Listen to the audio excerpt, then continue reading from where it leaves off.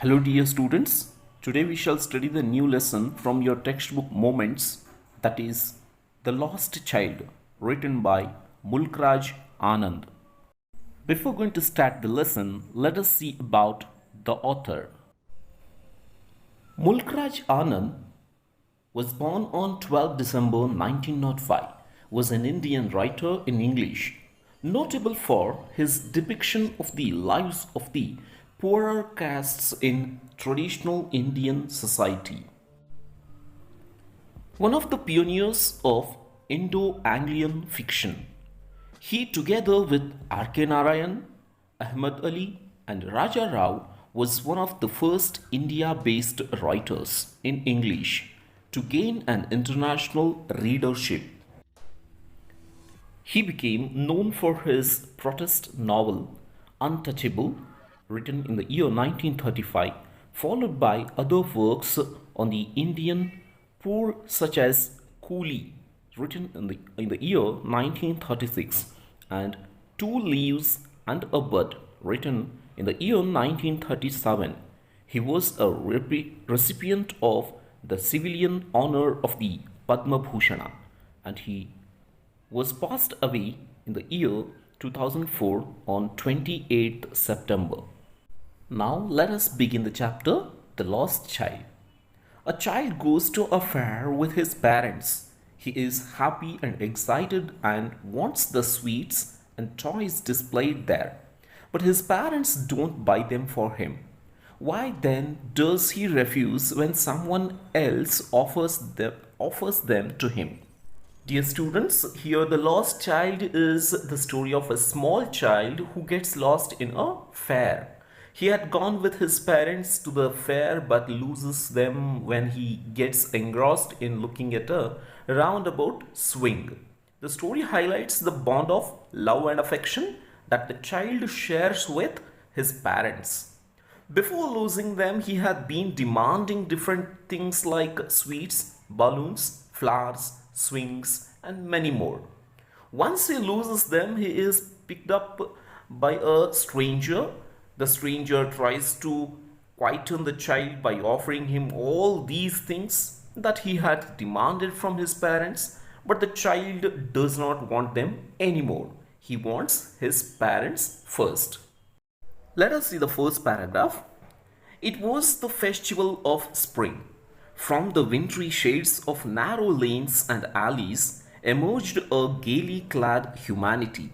Some walked, some rode on horses, others sat, being carried in bamboo and bullock carts. One little boy ran between his father's legs, brimming over with life and laughter. Here, dear students, wintry shades of narrow lanes and alleys means in the winter season the narrow lanes were full of shades, and emerged means came out, and brimming over means to be full of something.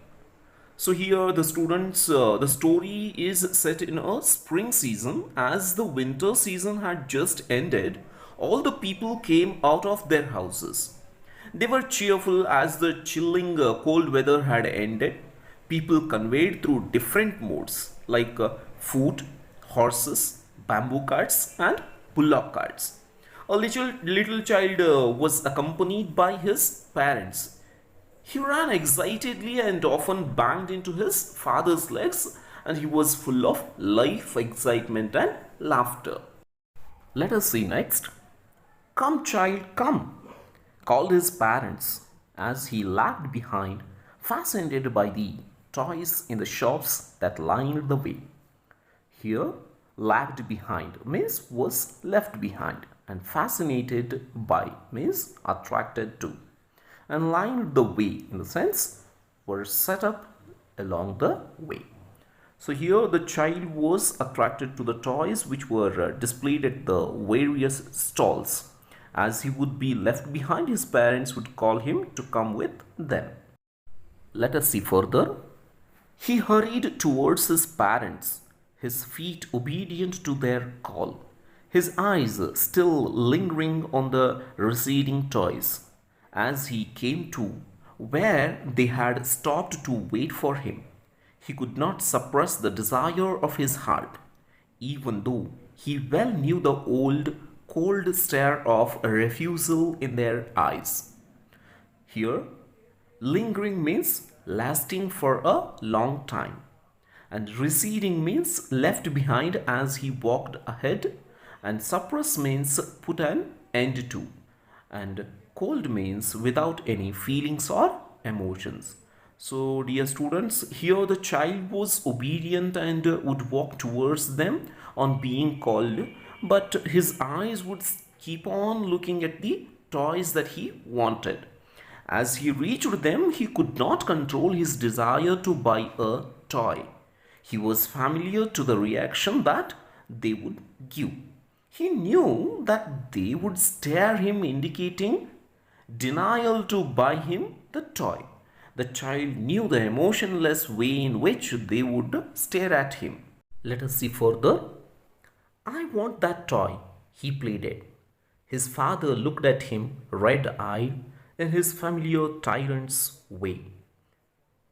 His mother, melted by the free spirit of the day, was tender and giving him her finger to hold, said, Look, child, what is before you? Dear students, here tyrant means a cruel and oppressive ruler, and melted means became tender and loving. So, dear students, here the child was unable to control his desire any longer. He said that he wanted to buy the toy. But the father's eyes grew red with anger. He looked at the child just like a cruel ruler who was trying to oppress him. But the mother became emotional due to the cheerful mood. Lovingly, she gave her finger to the child to hold and guided him to a place. She asked him to see what was in front of him. Let us see further. It was a flowering mustard field, pale like melting gold as it swept across miles and miles of even land. A group of dragonflies were bustling about on their gaudy purple wings, intercepting the flight of a lone black bee or butterfly in search of sweetness from the flowers. The child followed them in the air with his gaze, till one of them would still its wings and rest. And he would try to catch it, but it would go fluttering, flapping up into the air. When he had almost caught it in his hands, then his mother gave a cautionary call. Come, child, come. Come on to the footpath. Dear students, here pale means dull or colorless, and gaudy means extremely bright and showy. So here there was a vast field full of bright yellow colored mustard flowers. They seemed like flowing streams of gold and were widespread. A group of dragonflies, black bees and butterflies buzzed around, sucking the nectar from the flowers.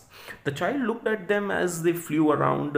When one of them sat somewhere, he tried to catch them, but the tiny creatures would fly away the next instant. The mother called out to him as they started walking down the footpath. Let us see further. He ran towards his parents gaily and walked abreast of them for a while, being, however, soon left behind, attracted by the little insects and worms along the footpath that were teeming out from their hiding places to enjoy the sunshine. Dear students, here abreast means side by side and facing the same way, and teeming out means to pour or empty out. Here the child ran towards his parents. He walked next to them, but after few steps he stopped to see the insects who were coming out of the soil. Once again the child was left behind. Let us see next. Come, child, come. His parents called from the shade of a grove where they had seated themselves on the edge of a well. He ran towards them. Dear students, here grove means a small wood or group of trees. So here the parents called him. They sat next to a well under the shady trees. The child once again ran and joined his parents. Let us see the next. A shower of young flowers fell upon the child as he entered the grove, and forgetting his parents, he began to gather the raining petals in his hands. But lo, he heard the cooing of doves and ran towards his parents, shouting, "The dove! The dove!" The raining petals dropped from his forgotten hands. Dear students, here as the child entered the shady forested area, he was welcomed by a shower of flowers. He forgot his parents and started collecting the petals that had fallen. Just then he heard the cooing of the doves and was excited to see them. He started chasing the birds, and in this process the petals fell from his hands. Here this shows that as the child got attracted towards the next thing, he forgot what he had been doing earlier. Let us see further. "Come, child, come," they called to the child, who had now gone running in wild capers round the banyan tree. And gathering him up, they took the narrow winding footpath which led to the fair through the mustard fields. Dear students, here capers means a playful skipping movement.